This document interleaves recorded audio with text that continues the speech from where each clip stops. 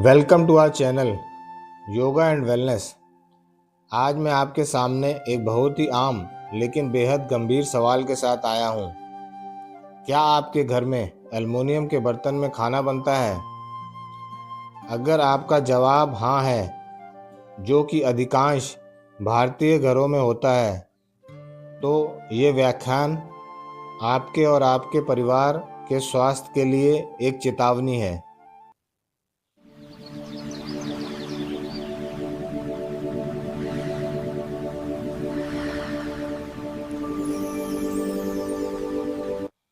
Aluminium के cooker, कढ़ाई और भगोने हमारे रसोई घर का अहम हिस्सा बन चुके हैं।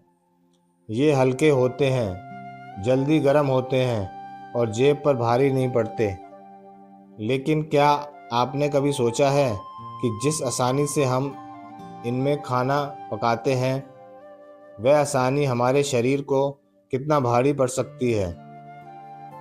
आज हम ये समझेंगे कि एल्युमिनियम हमारे भोजन में कैसे घुलता है और इसके हमारे शरीर पर क्या-क्या घातक दुष्प्रभाव होते हैं।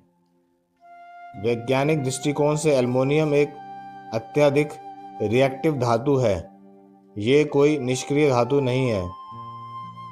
जब आप एल्युमिनियम के बर्तन में खाना पकाते हैं, खासकर जब भोजन खट्टा हो, जैसे टमाटर, नींबू, इमली, सिरका या दही, नमकीन हो, अधिक नमक वाले व्यंजन, लंबे समय तक उबाला जाए, दाल या सब्जियां जो देर तक पकती हैं, तो केमिकल रिएक्शन के कारण एल्युमिनियम के सूक्ष्म कण धीरे धीरे भोजन में घुलने लगते हैं।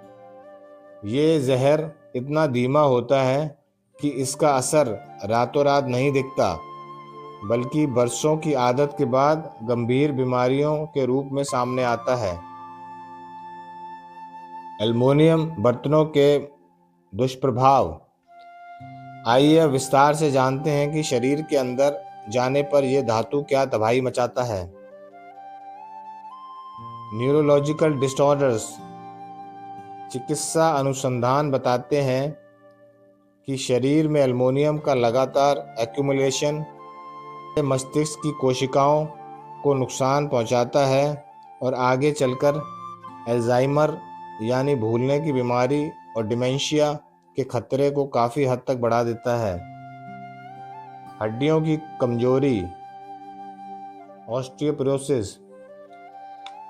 जब भोजन के जरिए एल्युमिनियम हमारे रक्त में पहुंचता है, तो यह हड्डियों में कैल्शियम और फास्फोरस के प्राकृतिक संतुलन को बिगाड़ देता है। ये शरीर में कैल्शियम के एब्जॉर्प्शन को रोकता है, जिससे समय से पहले हड्डियां कमज़ोर होने लगती हैं और ऑस्टियोपोरोसिस का खतरा मंडराने लगता है।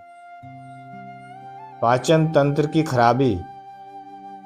एल्युमिनियम के कण हमारी आंतों की आंतरिक परत को प्रभावित करते हैं। इसके नियमित सेवन से पेट में भारीपन, लगातार हाइपर एसिडिटी, अपच और आंतों से जुड़ी सूजन, कोलाइटिस जैसे समस्याएं उत्पन्न होने लगती हैं।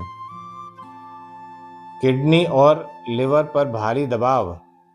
हमारे शरीर का प्राकृतिक फिल्टर यानी किडनी खून में मौजूद अपशिष्ट पदार्थों को बाहर निकालती है, लेकिन एल्युमिनियम जैसे भारी और जहरीले तत्वों को बाहर निकालने में किडनी और लिवर को बहुत संघर्ष करना पड़ता है।